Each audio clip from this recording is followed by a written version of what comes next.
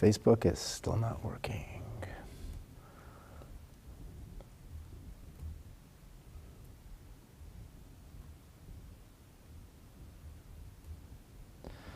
All right, guys, no Facebook. Blah. But we're live on YouTube, and this is going to be great. Welcome back, ladies and gentlemen. This is very exciting. You know why it's exciting? Because it took me hours to figure out. It actually drove me crazy. And I think that as I share what I discovered, first you're going to say, well, isn't that obvious? It should have been. But you'll appreciate it ever so much more. So we're studying this extraordinary work. I don't think that's hyperbole. This is written almost exactly 1,000 years ago. And it has inspired Jewish people's spiritual imagination and stirred their passion continuously for millennia. It's not a book of law. It's not a book of jurisprudence per se, insofar as scholarship is concerned. This is a book that teaches us how to live life best. Because a life that's lived with trust in Hashem is a life that's lived with certainty and inner peace. Rabbeinu Bachaya Ibn Pekuda is not the only one to have spent a lot of time writing about the subject. But his work has remained the uncontested Bitachon Bible. I'm sharing this with you because it's an important part of what we will talk about today. Specifically, the verbiage, the syntax, the way in which this great sage delivered his lasting and eternal message. So just as a refresher, or if you're joining us for the first time, Rabbeinu Bachaya's Gates of Trust, or Sha'ar HaBitachon, is excerpted from a larger volume called Chovat HaLevavot, the obligations or duties, religious duties, if you will, that we have towards our Creator. The most famous section of it is the Gate of Trust. One could argue that it's perhaps most novel, most insightful, and most important. Rabbeinu Bachaya begins by making the case. He spends quite a bit of time making the case, and what he calls his peticha, his opening. We spent quite a bit of time poring over that very opening. Maybe 50 hours or so. I think it was no less than 38 sessions. Then, in the first chapter, which is a very short, very pithy chapter, which we studied in 2 sittings, Rabbeinu Bachaya defines Bitachon. What is the trust that we speak of when we refer to this trusting expression of faith, which in Hebrew is called Bitachon? Now, Rabbeinu Bachaya, having defined Bitachon as a confidence, a reliance, a state of inner tranquility, almost bliss, because you know you can trust your provider. Rabbeinu Bachaya is now going to analyze what is it that best enables trust. What would we look for in the provider whom we trust? Do you know why this is so important? I mean, so important to identify the requisite qualities for whom you might place your trust. Because we, as human beings who are filled with shortcomings and faults, unfortunately, far too often place our trust in human beings. We do. I do. You do. We say, I'm calm, I'm relaxed about my vocation, my career, my livelihood, because I can trust that this company would never go bankrupt, or the person I work for is solid. So I don't have to worry. I have no anxieties. So long as I show up at 9 in the morning and don't leave before 5, so long as I do my part, it's a shoo-in. I can worry about my health. I can worry about my children, my livelihood. Why would I worry? I have the wealthiest person in the world who employs me. I got nothing to worry about. I rely on this person with my eyes closed. Is that wise? And then you come along and say, you shouldn't be relying on a person. A person's here today, he could be gone tomorrow. You have to put your trust in Hashem. And people say, trust in Hashem. Another daydreamer. Yashakoyach, that's like Hebrew for thanks a lot for that. Let's get real. Don't tell me stories about some God in heaven who's going to take care of me. Your God is very nice, that's all very nice, but I need to make a living. So let's be practical. I can relax, I can be at ease because I'm employed by Facebook, I don't know. I have a good job because I started a good business. But the truth, my dear friends, is that this is a terrible mistake. We are often guilty of misplacing trust.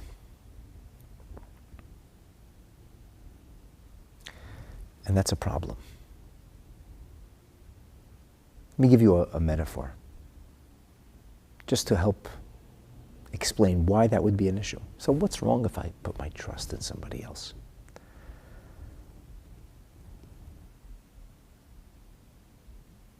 Suppose you're married. Thankfully, Baruch Hashem, I am.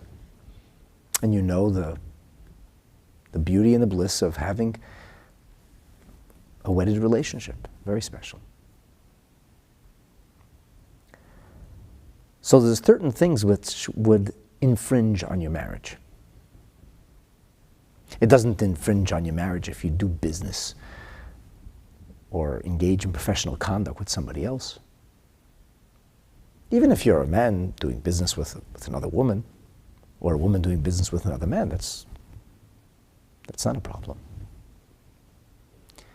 But what happens if the person that you do business with becomes a confidant? What happens if what they call today in the vernacular the work wife or work husband is the person that you're sharing intimate secrets with? Well, you're not doing anything, you would, God forbid. You're not going to commit adultery. But you just, when something nice happens and you want to tell somebody who cares about you, you want to share it with somebody. When you're feeling down and you need to find empathy from a person you love, from a person who you know won't judge you, a person who won't disparage you. If you're doing that with the member of the opposite gender, who's your business partner, associate, or professional relationship, and not with your spouse, we have a problem. How do they say? Houston, we have a problem. Why? Because a marriage is not only about physical intimacy. In fact, one could argue that a marriage is primarily not about physical intimacy. A very small amount of the time we are married are we actually physically intimate, relatively speaking. Physical intimacy should only take place under the aegis of a loving wedded relationship. But marriage is comprised of sharing your life intimately with somebody. And if you're sharing your life, your intimate life, your personal feelings with somebody else rather than your spouse, that's a problem. And suppose your spouse finds out about it. You swear I didn't do anything. I didn't closet myself. I wasn't alone. I didn't sleep with anybody. Nothing. No, just conversation. And he or she says, you've been confiding. I saw those emails. You've been confiding in this person for the last 10 years. You didn't even tell me any of those things. Well, it wasn't really important. I just was, just confiding. You're going to say, that's ridiculous. How could you do that to me?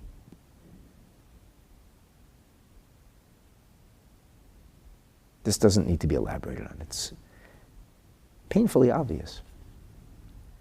And if it isn't, that's more painful. My dear friends, there's a certain part of who we are, a certain part of us. It's supposed to be reserved for God. Just like physical and emotional intimacy is something you share with your spouse and your spouse alone.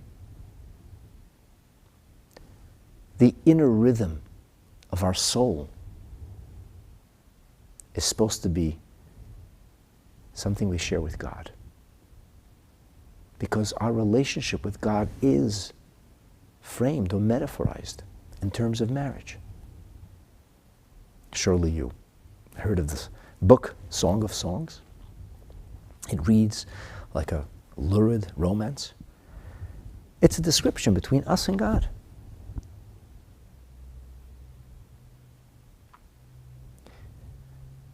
Before this whole COVID business, I used to have many, many local Catholic schools in the province that would stop by and visit. And I would spend an hour or an hour and 15 minutes with wise, clever, inquisitive, sometimes somewhat rambunctious teenagers, 11th graders. It was a part of the course in comparative religion. Almost 20 years ago, I got the first call, and then one school told the other school, and I had the privilege, the good fortune, and maybe when this COVID stuff starts to recede, we'll start seeing that again. I considered it a tremendous gift and a privilege to be able to speak to these large groups of non-Jewish, as a rule, but not exclusively, mostly non-Jewish students who are like sponges. And I would talk to them about the 7 Noahide laws. I would talk to them about God and God consciousness and about the relationship that God wants to have with us. All of humanity created in God's image. So on one such occasion, the teacher called me a few days later and said, the students so much enjoyed the time they spent at your synagogue that they're wondering if you'd come to the classroom. I thought that was an important thing to do, and I should respond to their request. I said I would. I wasn't going to sit in the sanctuary. I said, no, it's just a school, classroom. So in the classroom setting, I meet up with, I think it was 2 classes came together, and we started to talk about some things that are of religious orientation. One of the kids asked me a question about Christianity.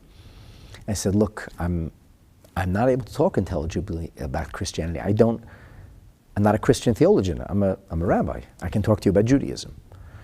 And that's really all I have an interest in discussing with you. Like that's what I'd like to talk about. So I can't respond to that question as to how does Judaism contrast with something else. I don't know. I can tell you what Judaism says.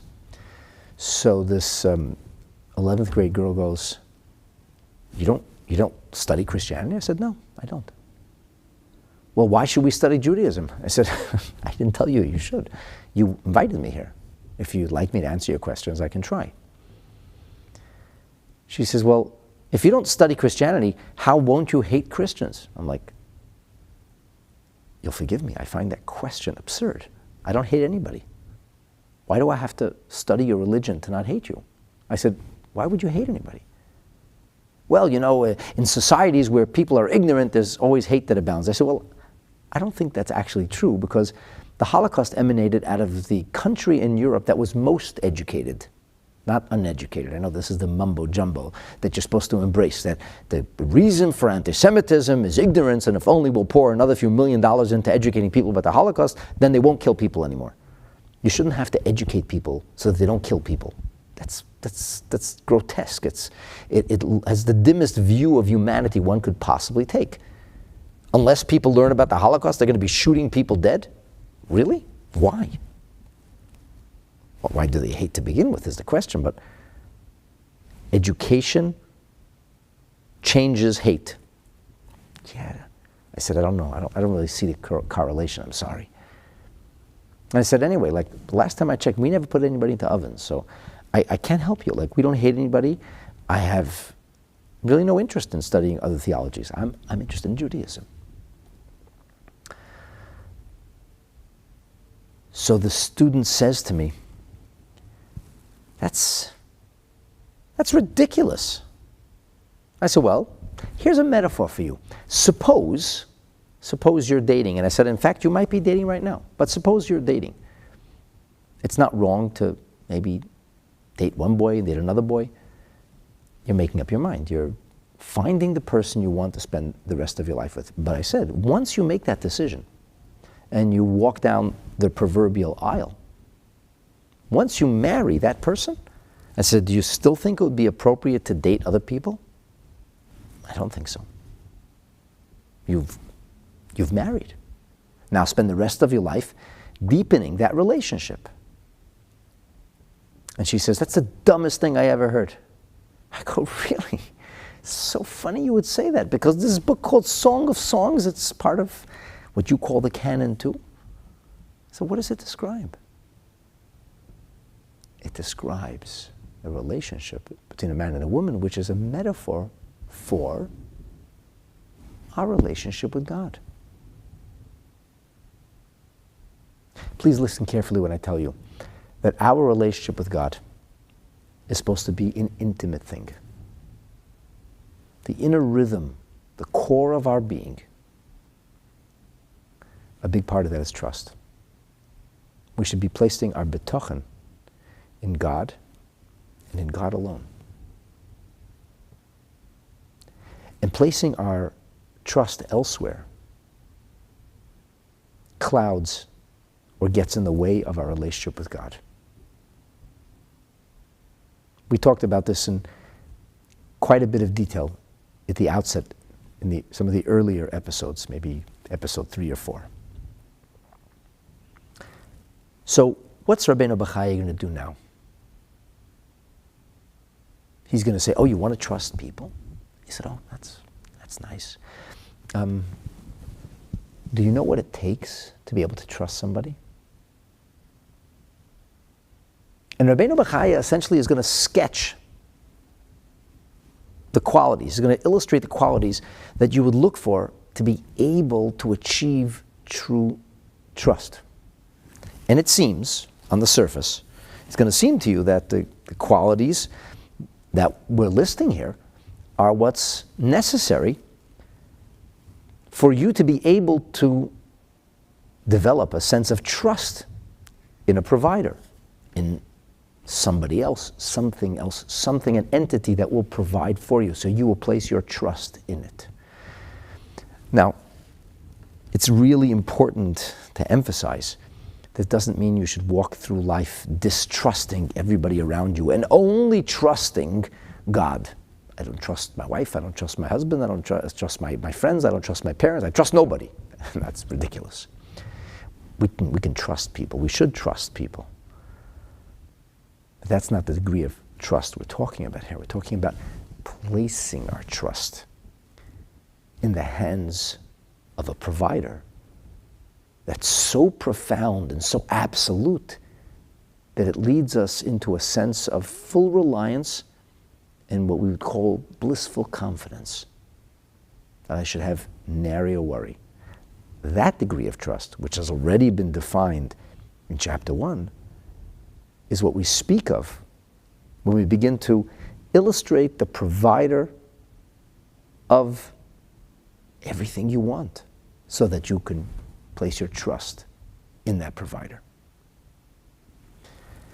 Now, as the commentary Neder B'Kodesh is going to tell us, suppose that somebody has all of these things. She says, then you can achieve Sha'ar HaBitachon b'shleimus. Then we can have what we call perfect trust, true trust. Zulazeh l'yeh batuach. But outside of somebody who meets all these criteria, you're not going to be able to have that trust which is unique to us and God. So you can have a relationship with people outside of your marriage. In fact, that's perfectly normal. You should have friendships, you can have professional relationships, that's fine. It's when it crosses a line. And it begins, of course, with somebody of the opposite gender, with whom there's this different kind of non-platonic attraction that's always at play or always somewhere in the orbit, in the atmosphere. And when it starts to become more than professional or familial, that it becomes a problem, when it starts to become a personal or intimate friendship. We're not talking about trusting. You should trick and trust people.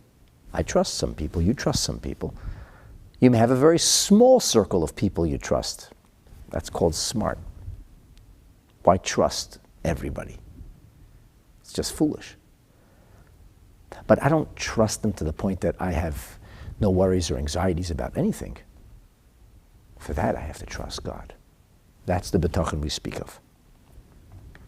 And Rabbeinu Bachaya says, the Neder B'Kodesh says about Rabbeinu Bachaya's words, he's going to sketch out or illustrate what it would take, what the qualities are. But you will see that they are 7, Ve'hin Sheva, Ve'yiu HaPol Yotza. Before we begin, here's the spoiler alert. Neder B'Kodesh says, I just want to let you know where we're going. This is not a book about trust, per se. This is not about which friends should you trust. Can you trust your spouse? How about professional trust?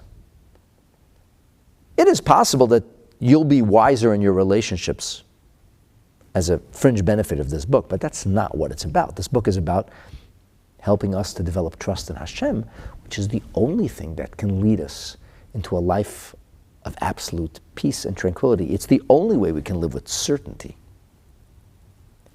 But Rabbeinu Bachaya is going to prove to us or demonstrate that once he lists all 7 of the qualities or the criterion that are necessary for a person to be able to place full trust, you will see she'eino nimtza bibruyim, that there actually are no creatures.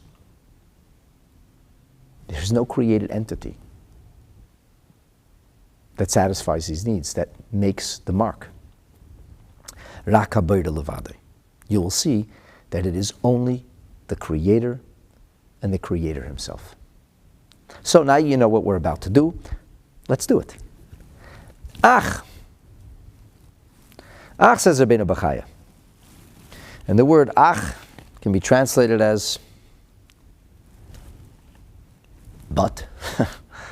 Despite everything, or in view of everything we said before, hasibos, the reasons or the causes, asher behem yitochin habitachon, which allow for the placing of full trust. I don't know why the Kahat edition speaks about the 7 qualities a person who is trusted must possess in order to fully gain other people's trust. He's talking about gaining other people's trust. I have no clue why they say this, why this is written. To me, it's all written kind of backwards. This is not about you trying to gain people's trust. It's in who can I put or place my trust. In who can I vest my trust? In who can I be absolutely reliant and certain that everything is going to go well? So, the reasons or the things, the causes that would enable me to lower my guard and to trust in the fullest sense. From the boiteach, from the trusting entity, say that's you or I, for us to trust al habruyim, on some other entity, something which we're calling a creature or a created entity. Hin sheva, there are 7. Okay, so let's begin now to move away through these things that Sha'ar HaBitachon that the person who trusts would have to find these qualities met, these criteria met in order to be able to trust them. As the Pat Lechem commentary on Chovat HaLevavot or on Sha'ar HaBitachon says, should these criteria be found, identified in some creature, that's, we're not talking about bugs or polar bears, be'eza adam, this is essentially speaking about people. Should you find these qualities in a person, then Yitachon, it would be possible that you would see it fit that you should place your trust in that person if you would find these qualities.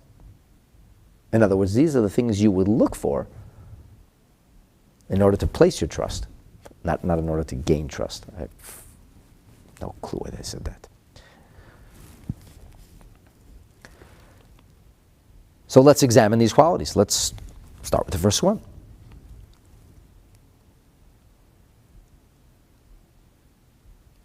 The first one, if we find these qualities in somebody, we can trust them.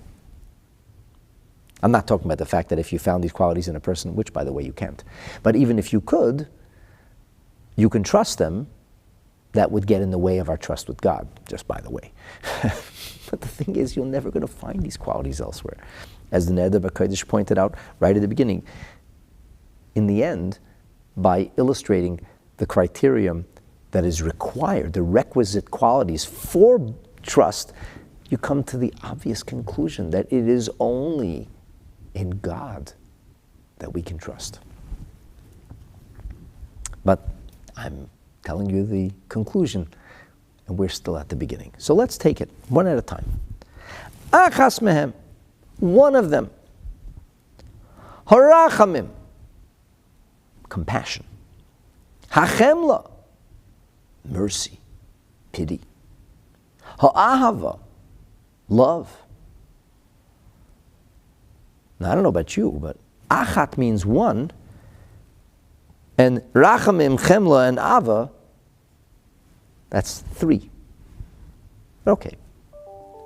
So the one which is three, ki ha'adam kishuhu yodea b'chavero, for a person, for example, when he knows about his friend. And this is not as, again, I don't know what got into the translator. Maybe something's wrong with me. The translator writes, the first factor a friend must possess. No. This is not about friendship. It's not the first factor a friend must possess to be a friend, which is how it sounds when you read it here. The first factor that you would have to find in this friend of yours that you want to place your trust. And we're going to see that this is only going to be found in a friend. The boss is not going to be filled with compassion and pity and love for you unless he's your friend. The provider of whatever it is, the doctor who you placed your trust in. You say, I trust this doctor. He will do everything I need and restore my health. Does he love you? Oh yeah, this doctor loves me. Does he have compassion for you? Oh yeah, an ocean of compassion. Mercy, forget about it. Hey, that's not a doctor. That's a friend who is a doctor. So obviously we're talking about somebody who's a friend because these are qualities that a friend would possess. But the point is this. In order for you to trust a person, that person would have to be filled with these qualities that actually make up friendship. Ki ha'adam kishu yodea b'chavere. When a person knows, you know, shu merachim v'chayim alav, that this person has compassion for you. He has pity on you. Yivtach bay. If they have compassion for me, if they pity me, so then I can trust them. V'tenuach nafshi alav, and I can be calm, cool, collected. B'chol ma sheyaticheu me'inyonav, whatever it is that I'm going to be a burden on them. If there's something that's pressing me, I can unburden myself to them. Because they have love for me. So I can trust them. I can place my trust in them. They're not going to say, "You're thinking what? You did what? You are what? Forget it. I don't want to help you." No, they love me. You know, a person loves you. They're going to help you.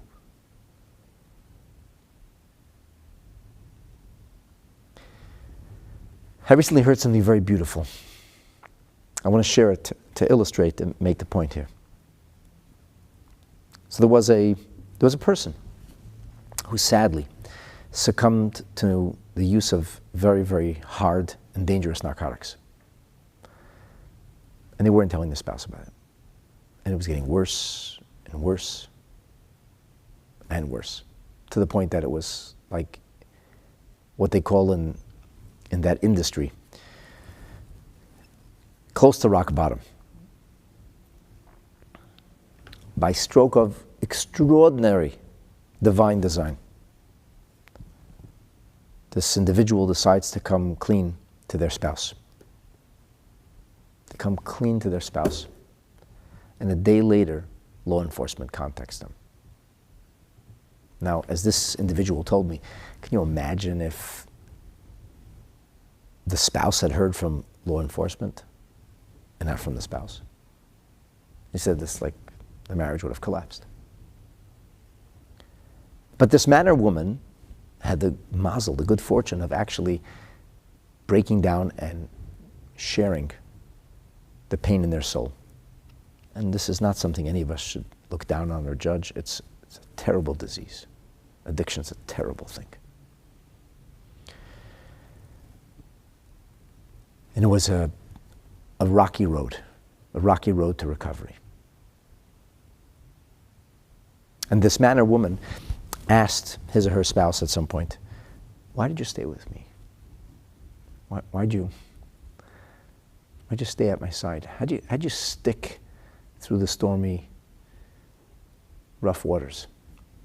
And the spouse told him about an ancestor. An ancestor who, at a very young age, discovered that his or her spouse had been diagnosed with a terrible illness. An illness that really inhibited their ability to parent to the point that they were almost not present. And the other spouse bore the brunt and raised the children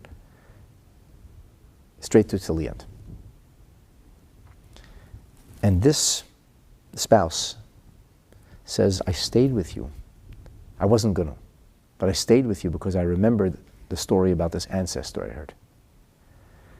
And I said, that's the meaning of love. Love means that you stick by a person. The person you love, you stick by them in the worst of times. And the beautiful thing is that here's something that occurred like a century ago. And what nachas, what delight that soul must have in knowing that the life of sacrifice that he or she lived has now preserved a family for their own descendants. But this is precisely what we're speaking about here. In order to trust somebody, you need to know they love you. Without love, why bother? In other words, it's far more than a logical decision. The equation, proverbially speaking, might not add up. But you're committed on an emotional level. And this precisely, says Rabbeinu Bachaya, is the first ingredient that's necessary if we are to achieve this idea of trust. You need to know that the person whom you're prepared to place your trust actually loves you and has compassion and has pity.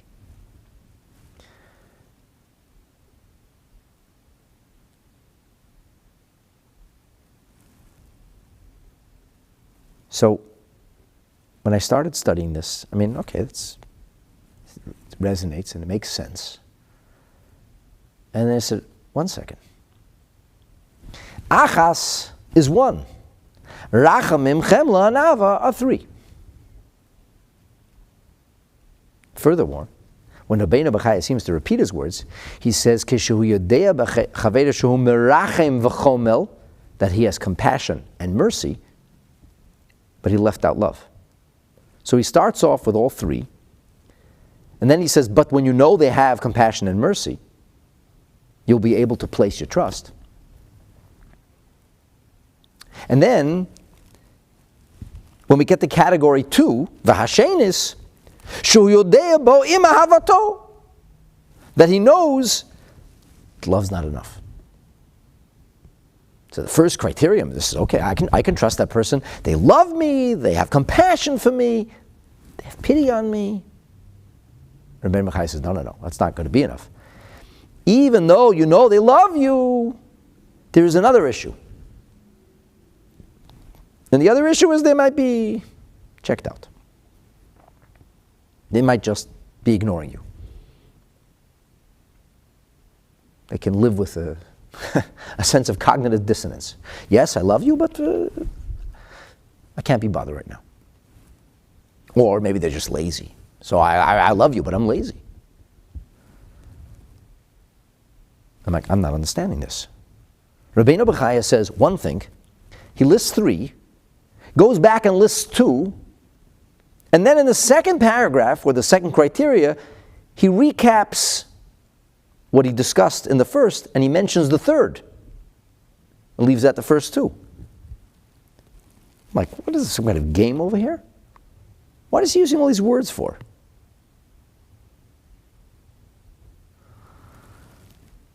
There's a very, very fine Torah teacher who gave a class on this, and he said, yeah, there's synonyms.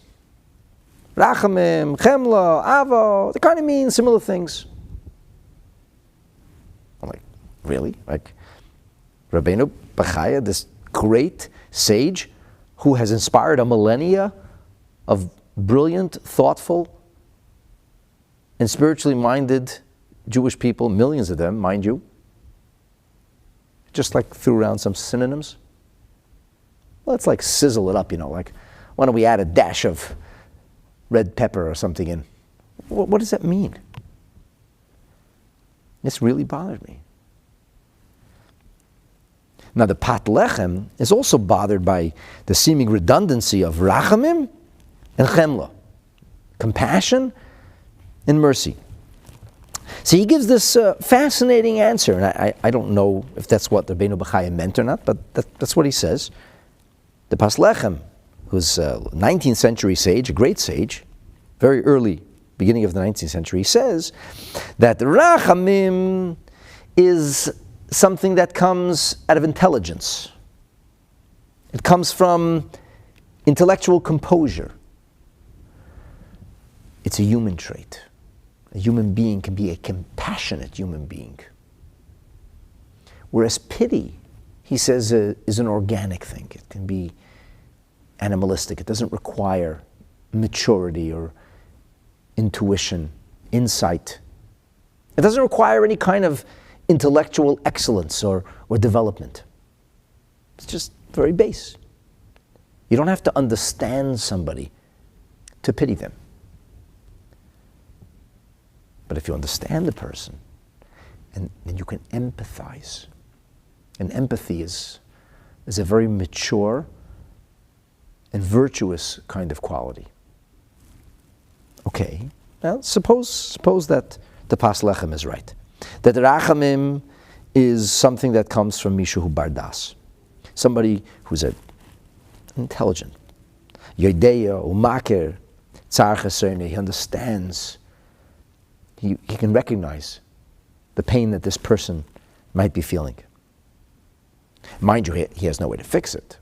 But you don't have to be able to solve somebody's problem to empathize with them. And oftentimes people don't need a solution. They need empathy. When you pay a shiva call, you're not coming to replace the person who died or explain to the person who is mourning or bereaved. That doesn't really matter, because they're in a better place now. And anyway, life's okay, They lived long enough, and you could just move on and forget about it. which would probably be some of the most vacuous and offensive things anybody could say at a Shiva house. Yeah, I've heard people say dumber things. Not because they're dumb, but people get very uncomfortable in a Shiva house, and they think that they have to fill all the blank space with noise because of their own discomfort. But in fact, at the Shiva house, you're not supposed to say anything until the mourner begins. Ein ha-menachem rashoy lenachem ad sheyiftach ha'ovel, says the Talmud. But you're not there to provide insight or rationale. You're there to show empathy. You're there to show support, and you don't have to say anything to be supportive. And sometimes when you have nothing to say, that could even be appropriate. I have nothing to say, but my heart breaks for you. So that's Rachmanis. But when we talk about Chemla, he says, this could be for somebody who's Eine Bardas, not a particularly intelligent person. Koyach HaMargish, it just means the ability to feel. Some people are feelingless. This person has feelings. They can feel somebody else's pain. It's Margish Ke'evoi Bivli Da'as, to feel somebody's pain without understanding anything about it. Maybe behema v'chaya, like an animal. An animal can't feel somebody's pain. An animal knows what pain is. You can feel somebody else's pain.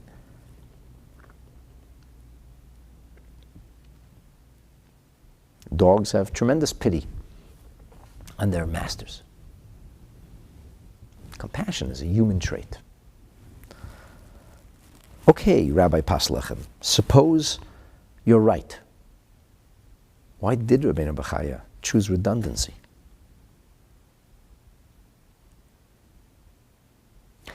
I cannot accept that a sage on the level of Rabbeinu Bachaya, one of the greatest medieval sages, one of the greatest Rishonim of all time, just employed synonyms, or to be crass, hyperbole. You know, just throwing them out some words. I can't believe for a moment that Rav Yehuda ibn Tibbon, his deeply respected translator, would have added flowery description or words that didn't exist in the original, and you can read it in its original. I can't understand it, but there are those who can. And it's an approximate translation. The very same ideas were written by Rabbeinu Bachaya. So I thought of something the Rambam writes in the Laws of Deis, where he talks about who's a worthy person, who's a virtuous person. The Rambam says in the second chapter of Hilchos Deis, he says a person should always employ a minimum of verbiage. Yarba adam b'shtika. Silence is golden, as we say in the modern day vernacular.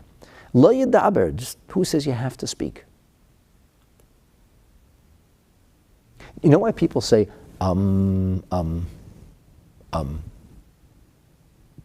because they think that all the white space needs to be filled, otherwise they don't sound intelligent.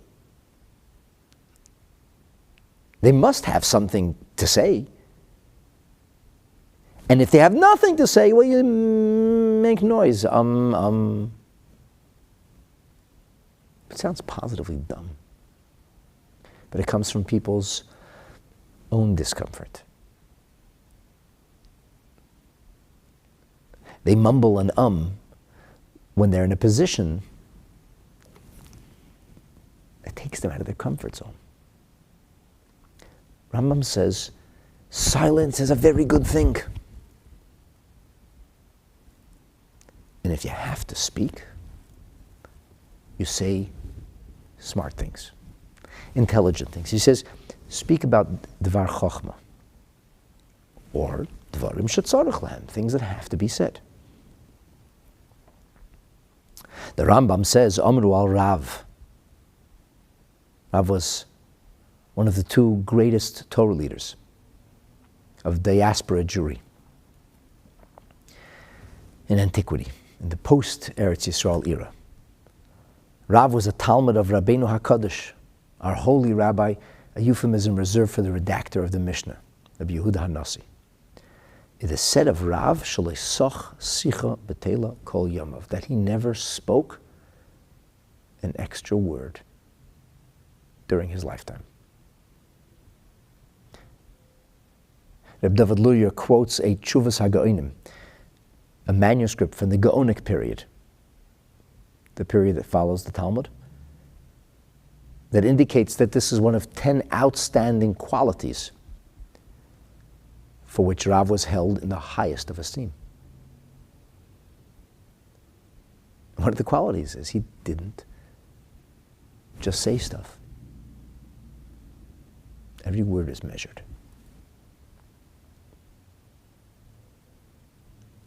Then the Rambam says, this idea is not only true when we speak about life in general, but v'chein b'divrei Torah. Just because you're speaking words of Torah, just because the conversation is one of divrei chachma, you're sharing wise ideas. Yiyu divrei ha'adam ma'atim v'inyoneihem merubim. They should be few words and much content. Thin on verbiage, thick on ideas. So if you can convey something in less words, it's a sign of its profundity.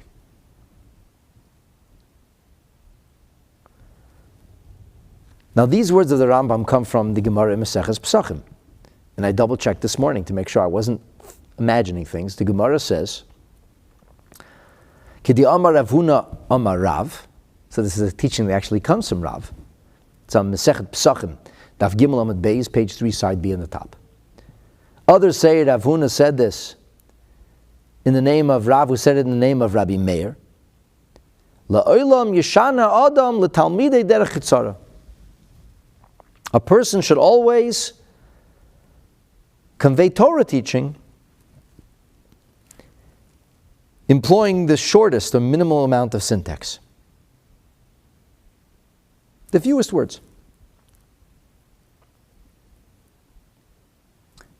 So that's what the Gemara says. The Gemara doesn't go further. But the Rambam takes this further. He says, so what if you don't do that? But if we get the opposite, a lot of words, but not very much being conveyed. You've heard people like that. They talk and talk and talk. What did the person say? I don't know. Took one idea and discussed it for an hour. I know some people accuse me of that. I could only hope that you find the conversations that we're having and the Torah that I'm trying to teach you edifying, because one of the things that I have found is that Torah teachers assume everybody knows exactly what they're talking about, and they don't fill anybody in when it comes to the background. And they don't bother explaining things. And in my youth, I had teachers like that also. Some of the teachers explained things really well, and I was able to identify with the ideas and assimilate them into my persona. And some of the people would just mention ideas which I could barely hang on to, and I didn't understand. So I've chosen the path of trying to explain things to the best of my ability. I hope and I pray that my words are not superfluous. But to use verbiage, just for verbiage, is not only not a good thing. And this does not say in the Gemara. This is the Rambam, Maimonides' words. Harei zo sichlos. Forgive me. Stupidity. This is stupidity. It's not a nice word. The Rambam says lots of words, few ideas is the definition of stupidity. Sichlos. This is not in the Gemara. For this the Rambam draws on a statement which King Solomon makes in the 5th chapter of Ecclesiastics, of Kohelet. And what I find so interesting is that the Rambam links this verse in Kohelet to Torah teaching. The Rambam doesn't say a person who talks and talks and talks and says nothing is being stupid. He says Torah that is filled with words, unnecessary words, superfluous statements that don't have content, that's not conveying something. That's not called wise Torah, that's sichlos. That's called stupidity. So by definition, the Rambam would say to this fine rabbi who taught Sha'ar HaBitachon with every best intention, I said, yeah, some synonyms here. Rachamim, chemla, ava, lots of different words. I mean, it's all like kind of the same thing. It means slight nuances, but it's not really important. And so that's the kind of person you could trust. Yeah, really. I mean, Rabbeinu Bachaya just wrote stupid stuff. Chas v'sholom. No. No, my friends. That's unthinkable. That's actually impossible. Let me share with you the actual posses, the verse in the book of Kohelet. It's found in the 2nd verse, beginning of chapter 5. Shlomo HaMelech talks about Al Ken Yud Dvarecha Matim. Go thin on your verbiage. Don't engage in chatter, hyperbole. Kiva hachaloim b'roiv inyan, because dreams come with a lot of things conflated into them. V'koil ksil b'roiv dvarim, and the voice of a fool, stupid, is when there's lots of words. Rashi tells us, derech hachaloim, the nature of dreams, is lavei b'roiv hirhurim. A person has lots of thoughts. In the language of Chassidus, every time a thought is issued, there is a reality engendered, and it kind of clogs your brain. Think of the defragging of computers that we used to have to do 20 years ago. You'd have to set your computer for a defragging session, and you'd watch the screen go across with 0, 0, zeros. I think our computers are still doing this today, only they're pre-programmed, and I think you could use the metaphor of a continuous clean oven. You don't need to have a self-clean cycle. It's always cleaning. So it's getting rid of commands very quickly.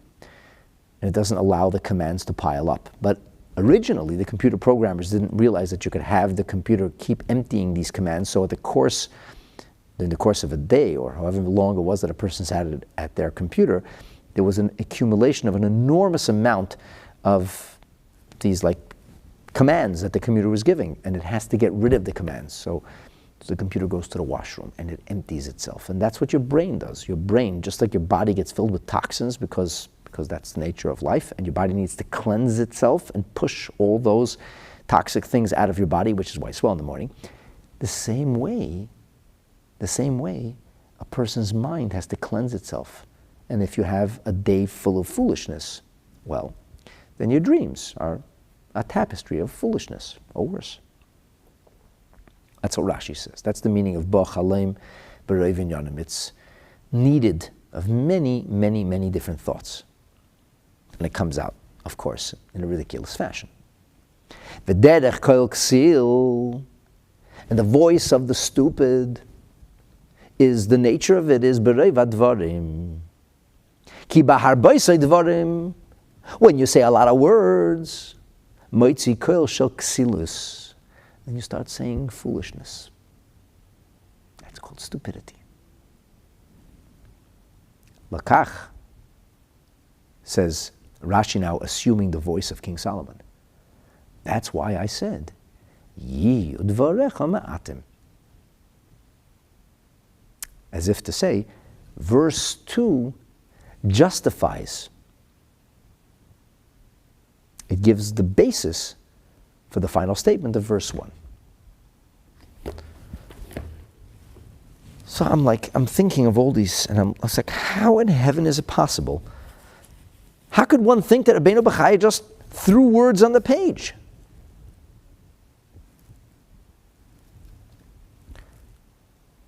So he didn't. I mean, even if synonyms are words that are similar, they all have different meanings.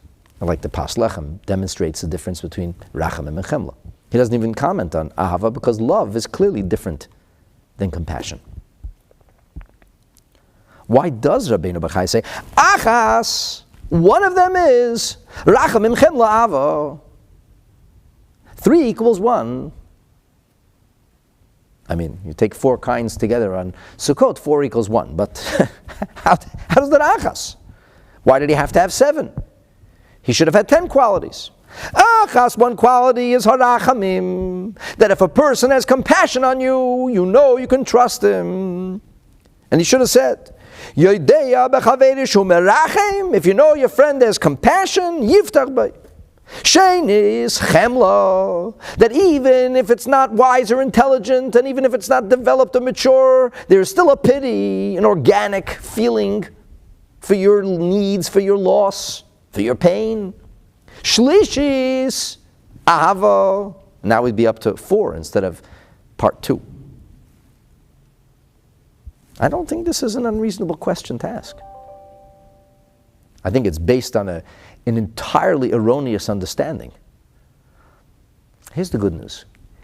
If I'm reading Rabbeinu Bachaya and it doesn't make sense to me, what does it mean? It means I'm not understanding Rabbeinu Bachaya right. Which is good, because when I realized it doesn't make sense, I realized I was understanding it wrong. And those questions led me to learn right. And maybe you're really smart. And maybe what I'm about to tell you is abundantly obvious to you, but it wasn't to me. I'm not ashamed to share that. This is a process. That's how you learn Torah. You read something. You treat the text charitably. You know that there is eons of meaning that's encoded into every tiny nuance. It is impossible that there is hyperbole or superfluous ideas or words just thrown together because it sounds good. It's impossible. So then what is he saying? And then I noticed, I kept reading. I said, one second, I go to V'hashenis, the second thing. It's also comprised of at least 2 things, maybe 3. The first thing is, she'eno mit'alem. The first thing is that he's, so to speak, not hiding, not ignoring him. So what does that mean, eno mitalem? What does it mean that he's not ignoring him? So the way the Neder B'Kodesh puts it, he says, you know, it's possible, Yodeya by ima havasi, this person, he loves you. That's true. But just because a person has ahava, and the Neder B'Kodesh adds the word chemla, pity too, it doesn't mean that he's always going to be engaged. How many times I have to try to help couples work out their issues? This is not scientific. But it seems to me that the vast majority of issues or challenges that women have with their husbands, he's checked out. It's not scientific. I didn't do a poll. I didn't keep records. But this is my impression from having sat with more couples than I'd like to remember having sat with them and tried to help people work out their shalom bayis, that the issue that frustrated wives have again and again and again is the guy's checked out. Does he think he doesn't love you? No, I'm not saying that. I know he loves me. But he's not listening to me. He doesn't care. And he says, well, I care. I just was like, whatever. Like, he's just being a guy. So men and women are very different. They have different emotional needs. That's part of God's sense of humor, right? Like, he made us so different that he says, now work it out and get it together.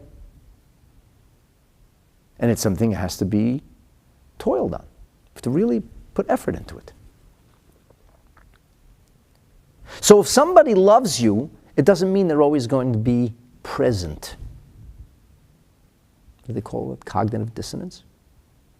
Yeah, I'm aware, just chose to check out. Maybe it's his nature. Maybe some people just don't get engaged. They're aloof. Could you trust a person like that? Can I place my trust in somebody knowing that they really love me, but they're not necessarily going to be engaged or involved? How can I rely on a person like that? I have a problem. Yeah, they love me. No, they're not helping. Why? Why? Because they're not involved. They're not present. That's number one. This is all still the same criteria. And they're not lazy when it comes to the things that they want to do. So the husband is saying, so why didn't you do what you promised your wife? The sukkah is still standing. It's like Rosh Hashanah Le'ilanot. Don't you know it gets your wife upset when the sukkah is still standing? I'm just, giving a ridiculous example. He's like, well, I just couldn't get to it. Good old laziness. It's not a lack of love. It's not a lack of care. It's not a lack of compassion. He's lazy.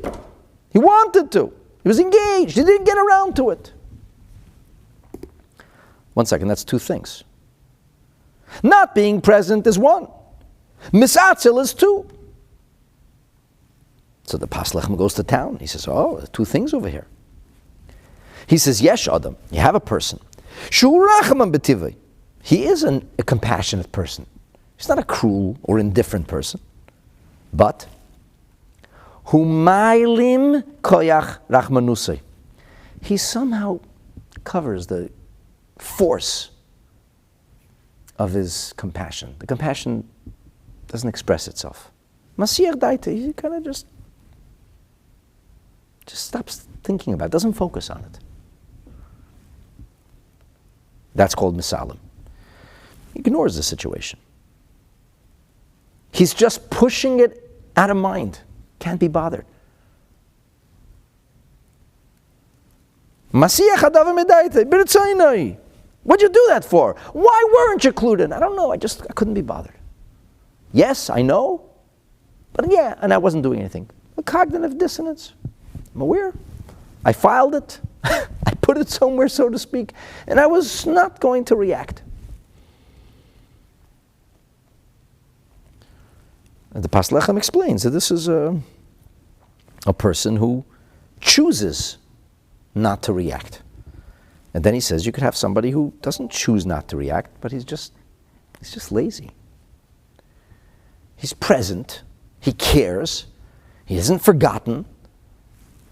Just lazy.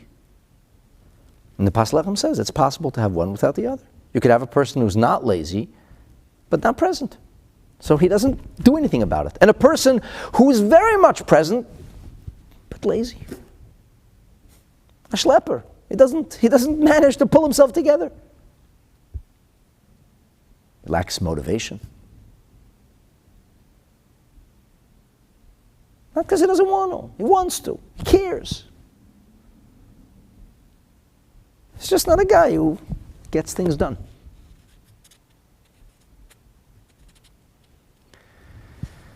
When I was a teenager, I wasn't so responsible. That's the truth. And my Zaidi wanted me to do something for him. I was interested in my studies. I wanted to study. I didn't want to be involved in communal work or whatever it was. I think it was some kind of publishing thing. I don't want to be involved. My Zaidi asked me, so I said, okay, I'll take care of it, Zaidi. But I didn't. Not because I didn't love him. I loved my grandfather. I identified with the things that bothered him. If it wouldn't happen, I'd feel bad. Whatever. I wasn't focused on getting things done in that part of my life. This is something that I worked on and developed later on in life. Get things done. Be organized. Have a to-do list and knock it off. Be responsible. Responsibility is something I learned. There's some people, and there was a relative of mine who was not nearly as studious as I was, but he was responsible, naturally. That was his natural gift. That came to him easily. So my Zedi said something like disparaging to me. He said, there's this Talmudic expression, so the actual meaning of it is that a Torah scholar would not allow something to leave his jurisdiction or his hand without having first made sure that it's properly fixed, that everything is right.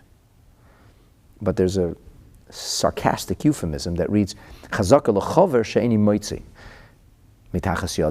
you could assume that the person who's a scholar probably nothing leaves his hand, so to speak, or nothing gets done. I remember it was like a sharp criticism, it cut deeply. It was backhanded a compliment. He said, I see you as studious, as a chaver, but you're not responsible. You don't get anything done. Doesn't mean I didn't care. So, like at that time, my Zedi said, I can't rely on you. I can't trust you to get this done. And he was right not to trust me. And another relative of mine did get it done. That's exactly what Rabbeinu Bachaya is talking about. Was it laziness? Or just checking out? I don't even know. Frankly, I don't even care now. It's not important. It's 30 years later, 35 years later. The point is this. These are two separate things. And Rabbeinu Bachaya puts them together. And again, I'm starting to ask myself this question. I don't understand. The greatest of the great, Rabbeinu Bachaya, engaged in what the Rambam termed superfluous chatter, stupidity. Impossible that I'm not understanding this right. I'm not getting this. Aval Rabbeinu Bachaya continues. You have to know that this person is not checked out. And you have to know this person is not lazy. And instead, he knows. And he's a hard worker. Mishtadel, he makes every effort. Maskim, he's on the same page with you. He's going to get this done. Kim loy, if he's not that kind of person. Lo yizbar like menakol. If you don't know that the person you're planning to place your trust in is somebody who's going to get the job done, who says, I'm with you, I'm present, I feel your pain, I know exactly what you're talking about, I love you, we have an issue, we're going to get this done. If the person's not like that, he can't trust him really. Like my Zedi didn't trust me. He said, I can't trust you to get this done. He was right. How could he trust me? Not because I didn't care. I wasn't responsible. Mipneisha hu yedea. His salmusa, he knows that he just checks out. Gets sidetracked. Rifyoine bechefze. He has a weakness. The weakness is he doesn't carry out what he wants. I meant to do it. I was going to do it. I thought about doing it. I planned to do it. I started to do it. The common denominator of all the above, and I didn't do it. It didn't get done. But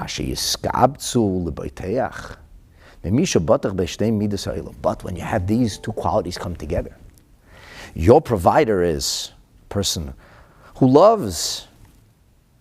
And here, suddenly Rabbeinu Bachaya goes away from love, and he goes back to mercy, back to compassion. Now he talks about Goydel Rachmanusa. He keeps like going back and forth in different words. He talks about Chemla, then he talks about Ava, then he talks about Rachmanus, then he goes back to Chemla. V'reiv hashgachasa, he is attentive. A mashgiach is a supervisor. What's the mashgiach's job? To supervise. He doesn't bless the food. He's supposed to be there with both his eyes open. What if your mashgiach is not being mashgiach? What if your supervisor isn't supervising because he's checked out? Your food might not be kosher. The biggest scholar may not be the best mashgiach. A scholar who is very attentive, that's your best mashgiach. So hashgachase means he's engaged. totally involved. Oh, that person, this person I can trust. He's got two things: compassion, pity, mercy, engaged, and not lazy. Oh, that's 5 things. But it's like 2 things. What does that mean? What does that mean? And him, yiftach by bli safek. And there's 2 ways that the scholars understand these words. He will trust him implicitly without any doubt, or he will place implicit trust in him, doubtless trust in him. No second guessing, no niggling. Maybe he won't do it. I was really, really bothered. It's just not adding up to me. Now we got 5, which is 2. Comes to the 3rd quality. And here, Rabbeinu Bachaya goes into the 3rd quality, and once again, the 3rd factor is comprised of multiple details. I'm like, you got to be kidding. Seriously? What happened here? When it comes to the 3rd quality, he says, number 1, she'iyah chazak. This guy is strong. He's so strong. Lo yunutzar ba'asher hu chafetz. He will not be won over, say by others who are trying to divert his attention when it's something he wants to do. He won't be won over. He won't be overpowered. And the one who seeks to be an impediment will not be successful in restraining him from carrying out that which he wants. So the person you trust has got to be a person who's not going to be swayed from the path of providing for you. He's not going to be in any way restrained following through. Once again, here we have what seems to be a redundancy. 3 is actually 2. It's not 1 quality. In Hebrew, the word like a vav, villa, is and. So the Paslechem to the rescue, he says, v'zeh shtei bechinas. These are 2 separate dimensions. Separate dimensions. He says, well, the first dimension is a person wants to do something, and somebody says, you're going to do that? You're not doing nothing. I'm not going to let you do it. You want to help that person, I can't stand that person. I'm not letting you. But the person that you place your trust in says, I don't care. I'm going to follow through. So here we have somebody trying to stop your provider, your loving, compassionate, merciful, totally engaged, filled with alacrity provider who has 2 qualities. He's going to follow through now. But if the moment he's faced with some opposition, he suddenly melts, how are you going to rely on him? There's always going to be somebody trying to stop you.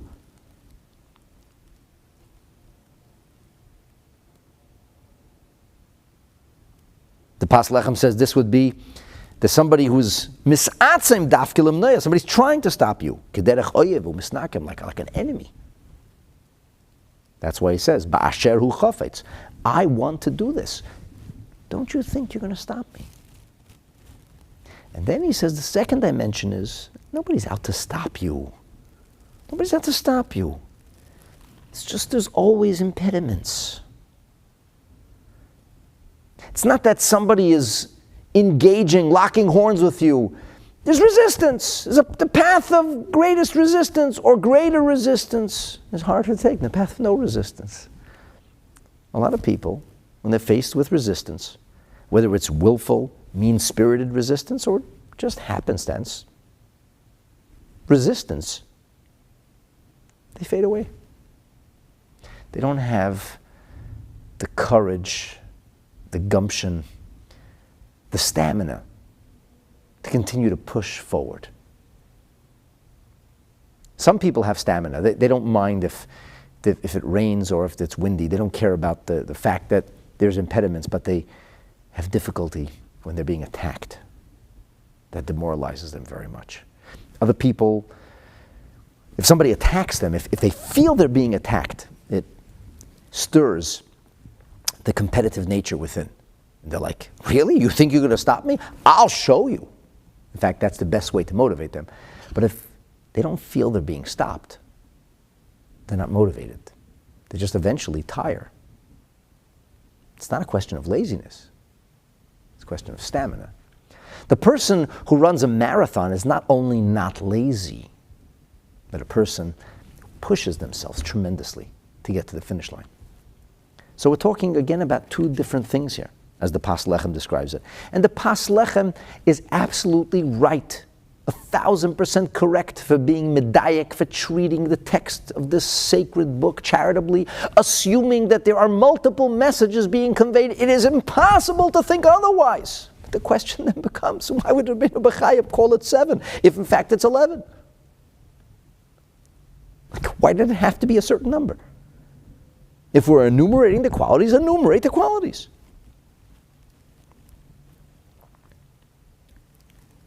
See, he says, Afal Pishin is Barishu Merachem Umashgiach. Now he went back to Rachmanus. Even though you know this person, he's compassionate. You know that he's Mashgiach, that he's engaged. He's supervising. Because this, stuff piles up and happens, and it just doesn't get done. When we get all 3, which by my count is at least 7 already, then you can place your trust.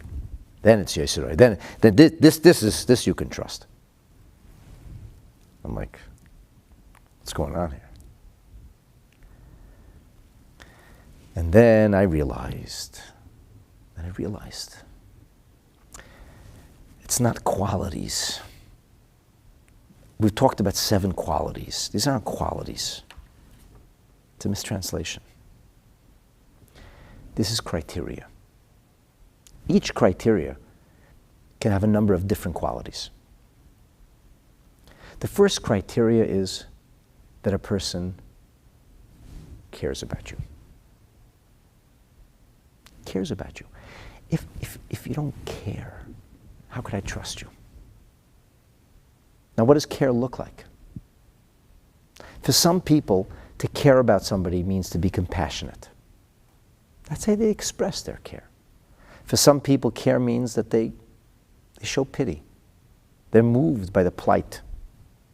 Even if it isn't a mature compassion, they're just moved. They're easily stirred by the plight of somebody else. For some people, it's about love. They care because they love this person.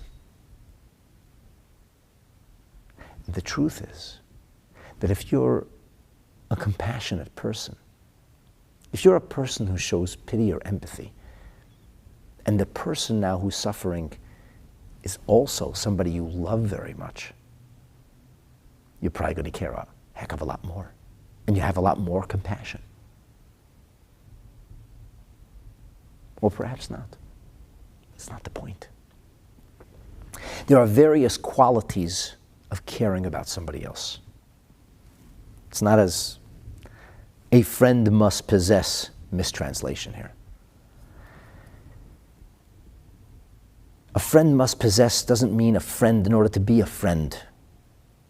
If somebody's a friend, they will be a person who possesses mercy and compassion and pity and love on different levels.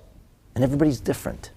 It makes no sense for Rabbeinu Bachaya to describe individual qualities. You could have a person who functions in the realm of compassion. That's what kind of person they are. They're a tiferet person, for lack of better terminology. You have a person who's a chesed person. In the language of Hasidus, that's ahava. You have a person who's a chemla person. It's pity. They pity. They know what's missing in somebody else's life. It's a gvura thing. It's a discipline thing. Some people have a tremendous balance of all three. Some have one or two. It doesn't matter. In any case, the point is they are emotionally invested. The first thing you need to know before you put your trust in somebody is that they're emotionally invested in your welfare. That's 8 criteria. The next criteria is you need to know that they are a person who follows through. Follows through. In other words, people are emotional, but their emotions don't lead them to act at all. They're weak when it comes to function. Why are they weak? Not because they don't care. You don't care. You didn't do A, B, and C. I promise you I do care. Why didn't you do A, B, and C? I don't know. I got distracted. I cared. I remembered it was on my mind, but I didn't follow through. Is that impossible to fathom? Or I got lazy. Some people get lazy. All of us get lazy sometimes. Some of us get more lazy than others. We all have different weaknesses that we struggle with. Some people struggle with laziness and lethargy, and other people struggle with arrogance or spite, jealousy or anger. All negative qualities. We have to work on overcoming these things. The point is that it's not enough that the person cares deeply about you. And that could be ava, rachmana, schemla. He goes back and forth using different verbiage. It's not about these individual qualities. It's what these qualities embody. The second category, the second criterion is not that we need to know that this person cares. We know he cares. We need to know that their feelings translate into action.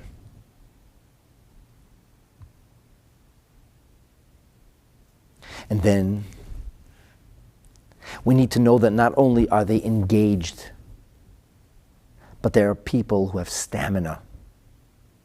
They're high functioning. They aren't deterred. This goes into the midas of nitzochen. Netzach means to overcome your enemies. Hod means to stay focused and not to be distracted. This is like the functional elements of the midot. Yesod means to be connected to this person, to stay connected and follow through till the end. These are the 3 qualities you need to see in a person. If a person doesn't care about me, whether it's love, compassion, pity, it doesn't make a difference. If a person doesn't carry their emotions into the realm of pragmatic existence, if it doesn't, they don't act on their emotions. But does it help me if they care? How will I trust a person to get something done? With all the love, mercy, compassion, pity they may feel for me and my plight, they don't translate emotions into practical action. And I also need to know that this person has stamina, won't be deterred. And through snow or rain, through sleet or ice, they'll continue to plod ahead. They'll get the job done. It's the kind of person they are. This is a person I can trust. So if you find somebody with all these criterion, you know that this is the person that you could say, I can relax. I can trust this person. I can know that they have my back covered. Not so fast. In the next class, the next episode, we'll be talking about other issues, other criteria that also have to be in place for me to be able to place my full trust in somebody else. And when we have all 7 criteria, rather than qualities, 7 criteria built of many, many qualities, but when we have all 7 criteria in place, and when we're honest with ourselves, we'll realize that that's to be found with one provider only. And that, of course, is Hashem Yisbarach, the Almighty, the Creator, who loves, cares, is engaged, constantly follows through, and will never be deterred from taking care of us as long as we place our trust in him. Thank you so much for joining today. I hope you found this enlightening. I hope you found it uplifting. I hope it's helping you focus on who the object of your bitachon, your trust, should be. I hope that as we continue to learn the Sha'ar HaBitachon, that we will be blessed to succeed in building the bitachon relationship that can, and be'ezras Hashem will, bring all of us the blessings and the goodness that we hope and pray for. If you enjoyed the class, please take a moment to hit like, share it with others, and if you haven't yet subscribed, please do so. youtube.com/Rabbi Mendel Kaplan. I look forward to seeing you back. Have a beautiful day.